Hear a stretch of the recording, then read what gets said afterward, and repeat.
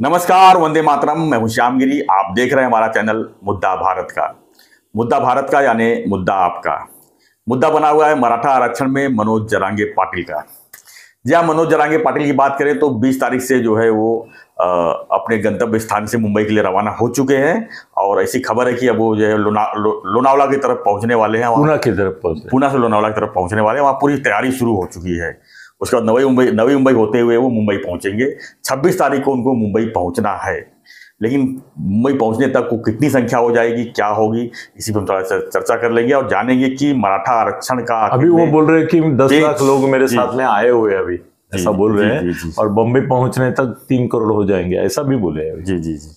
तो क्या लगता है सर, ये जो स्थिति बनी हुई है इस समय, सरकार अभी तक कुछ भी स्टेटमेंट नहीं दी है। ठीक है, वैसे अयोध्या मंदिर का मसला था, वो भी अब उद्घाटन हो गया है, रामलाल जी का दर्शन शुरू हो चुका है। लेकिन अब सरकार को जो है इस तरफ आना चाहिए। और ये मामला काफ़ी गंभीर है क्योंकि मुंबई की बात है और मुंबई में लॉ एंड ऑर्डर की बात है। मुंबई में लोग जो दफ्तर है, जो ऑफिस जाते हैं, स्कूल कॉलेज जो है, वो सब काफ़ी प्रभावित हो सकती है क्योंकि जो फैला हुआ चीज़ है, मुंबई एक कम्पैक्ट सिटी है और उन्होंने वहाँ पर चलने तक की जगह नहीं है। अनाउंसमेंट किए हैं जो बड़ी खतरनाक है। उन्होंने बोला है कि बम्बई के गली गली में हमारे आंदोलन घुसेंगे। जी। तो उनका प्लान अभी जो दिख रहा है, ऐसा दिख रहा है कि जैसे महापुर आता है या सुनामी आती है तो सभी रास्तों से वो पूरा भर देती है, जहाँ जगह मिलता पानी घुसते जाता है। वैसे पूरे ये 3 करोड़ लोग जो है वो 1.5 करोड़ वाली मुंबई में हर एक रास्ते पे पहुंच जाएंगे और पूरे रास्ते पैक कर देंगे। तब क्या होगा? और दूसरी बात यह है कि 3 करोड़ मैं भूल गया था, इन्होंने ही बोला कि नहीं 3 करोड़ बम्बई जाने तक हो जाएंगे। अभी 10-20 लाख है हमारे साथ, पूना तक 1 करोड़ हो जाएंगे, आगे 2 करोड़ पनवेल तक और 3 करोड़ हम लोग घुसेंगे अंदर मुंबई के हर एक गली में, पूरे रास्ते पैक करेंगे। मतलब वो तो ये हुआ है। अभी गवर्नमेंट ने आज अनाउंस किया है कि 31 तारीख तक हम लोग सर्वे पूरा करेंगे मराठा जी।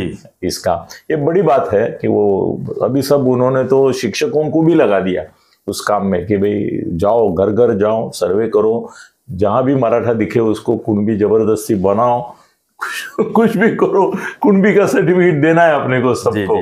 तो वो सरकार जी तोड़ मेहनत कर रही है, कोशिश कर रही है। अभी कोई गवर्नमेंट काम बंद हो गया ना, सब अभी सब इसमें ही लग गए हैं सर्वे में।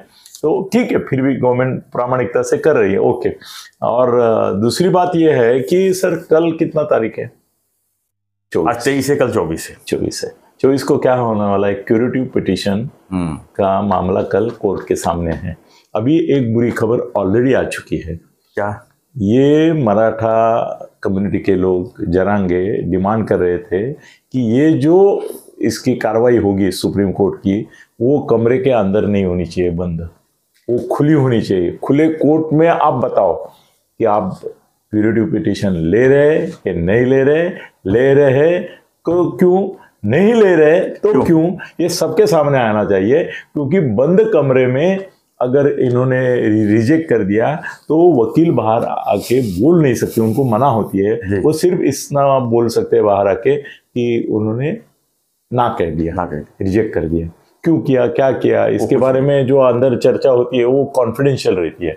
इसलिए वो डिमांड कर रहे थे कि खुले में बोलो ताकि हमको पता चले आपने क्यों रिजेक्ट किया। अगर किया तो एक्सेप्ट किया तो ठीक है, कोई इतना मामला नहीं है। मगर अभी कल 24 तारीख है और ये आते ही चल रहे हैं आगे आगे। अभी कल अगर क्यूरेटिव पिटीशन केबिन में क्या होगा इसका पता भी नहीं लगेगा। शायद वो वकीलों को बोलेंगे हमको और समय चाहिए और अगले मार्च में आइए या अप्रैल में आइए या मई में आइए, 2-3 महीने के बाद आ जाइए। पेंडिंग रहेगा ना, ऐसे क्यूरेटिव पिटीशन सालों साल भी पेंडिंग रहते हैं, तो क्या होगा। और इसलिए तो ये बुरी खबर है कि वो केबिन में कर रहे हैं। सर केबिन में करना इसका मतलब वो नहीं चाहते पब्लिक के सामने इसका जो सीक्रेट रहेगा उनका, सर सुप्रीम कोर्ट का सीक्रेट होता है ना कुछ, वो नहीं सामने। और केबिन में जाने का ही अवलक्षण ये है कि खिलाफ जाने की शक्यता है। अगर वो पॉजिटिव होते तो बोलते थे हाँ ओपन कोर्ट में आते हैं, बता देते हैं कि एडमिट कर रहे हैं हम लोग, इसकी सुनवाई मार्च में होगी, अप्रैल में होगी, तुरंत नहीं होगी मगर हो जाएगी। मगर मुझे ऐसा लगता है कि जिस तरह से केबिन में कर रहे हैं, इसका मतलब वो फेस ही नहीं करना चाहते हैं किसी को सामने। शायद ऐसा है कि वो आपस में बैठ के, सर इसमें और एक धोखा है, आपस में बैठ के तय करेंगे और खाली वकील को बुला के बोलेंगे कि मैटर इज ओवर, खत्म। तो सर क्या मैं चिंतित हूँ 26 तारीख का सर, कि क्या लगता है जरांगे पाटिल जी। और एक सर आपको बताना बात भूल गया, मैंने एक स्टेटमेंट किया था कि जरांगे रोज नया अनाउंसमेंट करते हैं और वो पहले के विपरीत होता है। उन्होंने एक अनाउंस किया कि मैं 20 तारीख को निकलते समय अंतरवेली से उपोषण करते हुए निकल रहा हूँ, मैंने बोला था आपको। और आज अभी ऐसा है कि नहीं, अभी तो वो खाना पीना खा रहे हैं। अच्छा, हाँ, कल भी उन्होंने मुंबई वगैरह के साथ पहुंचने तक खाएंगे। हाँ, यहाँ उपोषण बैठेंगे। हाँ, यहाँ उपोषण पे बैठेंगे, क्योंकि कल उन्होंने बोला मैं 20 तारीख से कर रहा हूँ, मगर अभी ऐसा दिखता है कल उन्होंने भाकरी वगैरह खाया, तो मतलब खा रहे वो। तो 26 तारीख को, अभी आज अनाउंस भी किया उन्होंने, 26 तारीख से उपोषण होगा। ये भी समझ में नहीं आ रहा है कि उपोषण करते हुए आ रहे, क्या करते रह रहे, ये पैदल आ रहे कि गाड़ी पे बैठ के आ रहे, वैनिटी वैन में आ रहे 1.5 करोड़ की, ये भी समझ में नहीं आ रहा है। सर 24 तारीख कल जो आप बोल रहे हैं कि कुछ न कुछ निर्णय सुप्रीम कोर्ट में से आएगा, हाँ ना या जो भी है, तो उस निर्णय को क्या जरांगे पाटिल जी मानेंगे, आपको लगता है? नहीं मानेंगे, नहीं मानेंगे। तब क्या मतलब 26 तारीख को कंफर्म समझेगी पब्लिक इतनी आएगी। अगर सुप्रीम कोर्ट ने कल वो एक्सेप्ट भी किया तो भी जाने वाले वो जी 26 को बैठने वाले हैं। अभी निकले हैं ना, अभी वापिस जाना नहीं है, ये 1 वे ट्रैफिक है, उनको बम्बई आना ही होगा अभी, नहीं तो लोग बोलेंगे ऐसा कैसा। सुप्रीम कोर्ट में तो उसका निर्णय नहीं होने वाला ना, होने वाला ही नहीं है। कल भाई एक्सेप्ट किया मतलब हियरिंग है, कल पास नहीं हुआ ना। तो और 1-2 तारीख में तो होने वाला नहीं है, बहुत लंबा चले गए। तो उनको तो अभी बम्बई आने के सिवा चारा ही नहीं है। सरकार के सामने क्या पर्याय है? सरकार क्या कर सकती है? सरकार अभी कल अगर क्यूरेटिव का ये हो गया ना, तो ये जो भरोसा दे रहे हैं सबको कि क्यूरेटिव किया है, खिड़की खुली है, वो खिड़की भी बंद हो जाएगी। दूसरी बात ये है कि ये सर्वे जो कर रहे हैं सर, ये सर्वे 31 तारीख के पहले पूरा करने का गवर्नमेंट ने इंस्ट्रक्शन दिया है अपने कर्मचारी अधिकारियों को, 31 जनवरी, और ये तो 26 जनवरी को उपोषण को बैठ रहे हैं। तो ये उनको बोलेंगे कि भाई 31 तक राह देखो, फिर 31 तारीख को पूरे महाराष्ट्र का जो डाटा आएगा, समझो लाखों में, उसका कुछ तो वर्गीकरण, समीकरण, फाइलिंग, कुछ तो डाटा कलेक्शन का कुछ देना पड़ेगा, सब इकट्ठा करने पड़ेंगे जैसे मतपत्रिकाएं करते वैसे। और उसका इतने, अगर अभी वो बोले 54 लाख, समझो 1 करोड़ हो गए, तो 1 करोड़ पत्रिका का विश्लेषण, विवरण, कंपाइलेशन करने के लिए कम से कम 8-15 दिन लगेंगे। तो वो बोलेंगे कि रिजल्ट तो आ गया है हमारे पास सर्वे, हमने तो 3 करोड़ घर का सर्वे करे सर। सर्वे भी बहुत बड़ा हो रहा है, मतलब सरकार सर कोई कसर बाकी नहीं छोड़ रही है। एकनाथ शिंदे जी जान, मतलब सरकार कहीं कम नहीं पड़ रही है, लेकिन मनोज जरांगे का जिद जो है कुछ अलग, उसके सामने उनका नहीं चल रहा है। वो किसी की सुनने के मूड में नहीं है। बच्चू कडू का भी अपमान कर दिया, वो लास्ट मैन था कि जिसके बारे में हम सोचते थे कि वो कुछ मिडल मैन करके करेगा, उसको भी अपमान करके निकाल दिया। तो अभी किसका रहा? अच्छा हुआ सर ये मंत्री बिंद्री नहीं गए, नहीं तो उनका भी अपमान होता। मुख्यमंत्री का भी अपमान करने में वो 1 मिनट नहीं लगता सर, उनको ही धमकी दे रहे हैं ना। सवाल मुंबई का है, तो इसमें मतलब जो सत्ता पक्ष तो है ही, विपक्ष को भी साथ में मिलकर जो है कोई एक मतलब विपक्ष तो चाहता है आग लगे, तो वही ना, नहीं अगर फिर विपक्ष का है वो जो सरकार की बदनामी हो, सरकार को आग लगे, सरकार के दंगे हो, ऐसा नहीं सोचे सर। मुसीबत वो विपक्ष नहीं होता है। मुसीबत में हर सब एक साथ हो जाते हैं, ऐसे टाइम में कुछ तो निष्कर्ष हल निकालना चाहिए। ऐसा नहीं होता है। जब इंदिरा जी का हत्या हुई, हाँ, तो उस समय जो ऑपोजिशन में थे, जो अभी सत्ता में हैं, उनके नेता बोल रहे थे कि राजीव गांधी को बिठाने के लिए इन्होंने ही ये षड्यंत्र लेके खुद को मार दिया।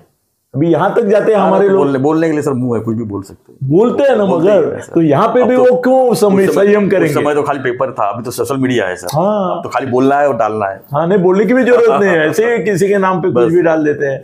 तो सर ये मामला जो है वो विपक्ष तो चाहेगा कि दंगा हो, विपक्ष का ही चाहा हुआ तो चीज है सर। नहीं, विपक्ष चाहेगा दंगा हो जाए, मराठाओं में ये, और उन्होंने सुपड़ा साफ करने की भाषा की है। जी। सुपड़ा साफ मतलब मर्डर भी हो सकता है, और सुपड़ा साफ मतलब पॉलिटिकली उनको हराने का। मगर सर ऐसा है कि शरद पवार मेन कल्प्रिट है इसमें, जिन्होंने आरक्षण नहीं दिया मराठाओं को। जी। और ये अगर सुपड़ा साफ करने गए शिंदे, अजीत दादा और भाजपा का, तो जीतेंगे कौन? शरद पवार, जिन्होंने जिंदगी भर आपका ये रोक के रखा, और उकसाने का भी काम वही कर रहे हैं। हाँ, आरोप तो उनके ऊपर ही लग रहा है। नहीं, उकसाने का काम और कोई कर रहा है, मगर इसमें तो ऐसा है कि भाई आप वोट ही नहीं देंगे, ऐसा बोलना पड़ेगा आपको। हाँ, कि बाकी फिर तो ओबीसी का वोट से बीजेपी तो 100% आ जाएगी, वो भी आपको चलेगा नहीं। आपने आपके सामने भी एक दुविधा करके रखी है कि सुपड़ा साफ करेंगे पॉलिटिकल पार्टीज का, तो देंगे किसको वोट? बाइकआउट करेंगे क्या? और लोकसभा में बाइकआउट करना सर, मोदी है ऊपर बैठे। मोदी सर, देखो एक बात देखो, आज की तारीख में निकलेगा सर। चीन का प्रीमियर, तुम्हारा रशिया का अध्यक्ष, अमेरिका अध्यक्ष, ये सब मिलके जो चूर्ण बनता है ना, वो मोदी है। मोदी है तो गारंटी है कुछ नहीं होगा, सब शांति से हो जाएगा। गारंटी ये बात की नहीं, शांति विनती की। मोदी अगर उखड़ गए जी, तो सर वो राष्ट्रपति राजवट लगा के कुछ जो करना है वो करेंगे। बिल्कुल बिल्कुल, ये बात सर वो परवाह नहीं करेंगे कि फडणवीस और शिंदे और इनका क्या होता है। बिल्कुल, वो बोलेंगे कि तुम्हारे हाथ में सरकार देने के बावजूद तुम इसको कंट्रोल नहीं कर पा रहे, आज से राष्ट्रपति राजवट, बाजू जाओ तुम, बाजू हो जाओ, चलो हम करते जो करना है, जो करना है। अभी शाह करेंगे, शाह आके बैठेंगे यहाँ पे जी। अगर इतने बड़े दंगे हुए, 3 करोड़ लोग, सर सोचो मुंबई, और उन्होंने तो सीधा घोषित किया कि मंत्रालय में हम घुसेंगे। मेरे आंखों के सामने तो जला हुआ बिची राख मंत्रालय आ रहा है। उन्होंने बोल दिया है कि मंत्रालय में घुसेंगे हम, अगर हमारे पक्ष में नहीं होता है या तो जरांगी पाटिल को कुछ तबीयत का तकलीफ होता है, तो उनके ही नेताओं ने बोला है मंत्रालय में घुसेंगे। सर 3 करोड़ छोड़ो, उसमें से 3 लाख अंदर गए ना, तो इतना चुटोरा भी नहीं जिंदा रहेगा अंदर। तो सर बहुत बड़ी कैलेमिटी है ये, सुनामी से ज्यादा बड़ी। मतलब मुंबई में कभी सुनामी आती है तो ऐसी सुनामी आ रही है अभी, और हम कुछ नहीं कर पाते हैं, हमको उसमें डूब के मरना ही है। ठीक है सर, लोगों की प्रतिक्रिया देख लेते हैं क्या लोगों का कहना है। तो आपकी प्रतिक्रिया जरूर दीजिए और बने रहिए हमारे साथ, देखते रहिए हमारा चैनल मुद्दा भारत का, और प्रेयर कीजिए कि मुंबई एक जो आर्थिक राजधानी है वो उसको कुछ ना हो। धन्यवाद। और जरांगे की मांगनी मराठा करके मराठा एक्शन मिले भी जी, ये भी हम चाहते हैं। बिल्कुल बिल्कुल, हम उनके खिलाफ नहीं है, वो प्रामाणिक आदमी है, उसको खरीदा नहीं जा सकता, तो निकले। मगर वो हट्टी है, उसका प्रॉब्लम ये है, बहुत ऑनेस्ट आदमी है मगर सुनता नहीं है किसी की, उसको सलाहकार भी नहीं है कोई, इसलिए प्रॉब्लम हो रहा है। तो उनका भी प्रश्न छूटे और मुंबई का भी भला हो। तो बने रहिए, देखते रहिए हमारा चैनल मुद्दा भारत का। धन्यवाद। जय हिंद, जय श्री राम।